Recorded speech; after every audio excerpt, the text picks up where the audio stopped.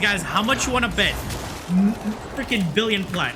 How much you want to bet? Someone's gonna ask you, why are you using rolling guard when you're invisible? How much you want to bet? Well, why would you put rolling guard if you're invisible? Actually, they won't even hit you, bitch. Why are you using rolling guard if you are invisible? Why are you using rolling guard? Why use rolling guard when you're invisible? Thank you. It's the last Why one. are you using rolling guard again on an invis frame? Why are you using rolling guard when you are invisible? Okay, dude. If you Okay, dude. Why are you using rolling guard? You should be using adaptation. Oh god, yeah, adaptation Why instead of rolling rolling. guard when invisible? Oh, 7 million. What's good, folks? It's Nightmare Frame here with a new Warframe video coming at you with the Silent Stripper Ash. Yeah, boy. It's just another endurance build with an invisible frame, basically making endurance runs way easier than they already are.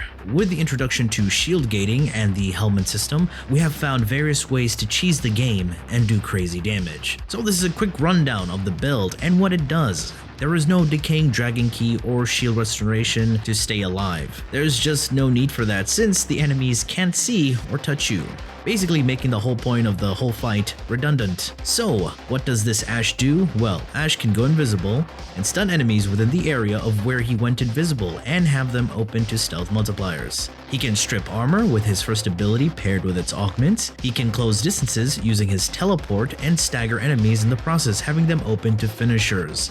And then silence on his fourth ability. I replaced his fourth because I find it slow and serves no purpose in fast runs like these. Silence from Banshee allows you to stun enemies within the vicinity, and the affected enemies are susceptible to stealth multiplier damage, basically having me deal more damage with my melee. And this also pairs well with Ash's passive. The bleeds from the slash damage type do more damage and last longer, which scales even more with primed smite mods. And the bleeds are multiplied yet again when the enemy has 10 stacks of viral.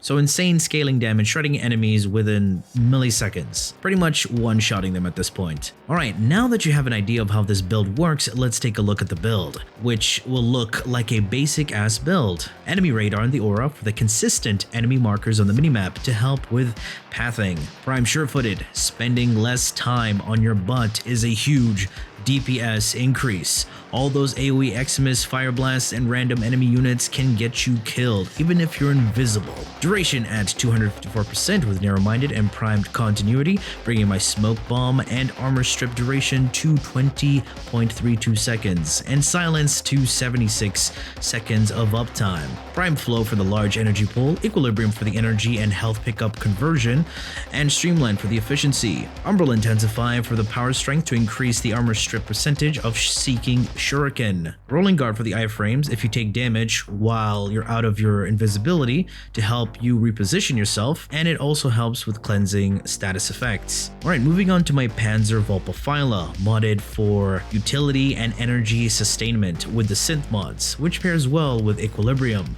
And now for the melee used in the video, which is the Nami Skyla Prime, modded for Toxin and Smite. I'll be using the Swirling Tiger stance for the multi-strike combo and knockdown, which also force procs slash regardless of what you modded it with, making your damage scale to ridiculous levels. Modded for scaling raw damage, crits, status chance, attack speed, range, for the love of God, put range.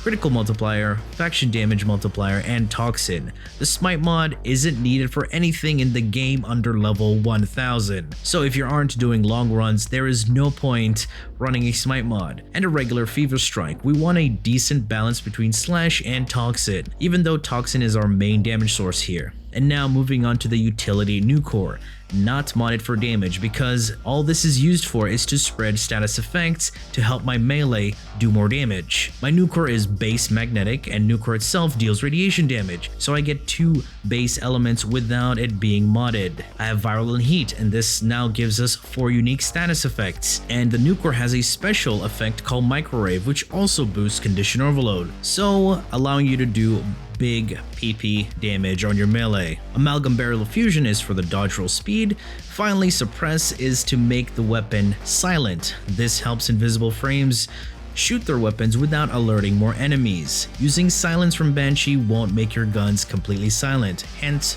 suppress. Alrighty, this is the basics of endurance runs for now, till DE changes things again.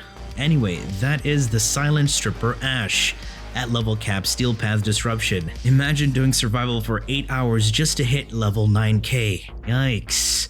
Alright, that has been it from me. I do hope you enjoyed this video, and if you did, feel free to leave a like, share, and subscribe for more Warframe content, streams, and so much more. Do refer to the description. Thanks for watching, and as always, peace.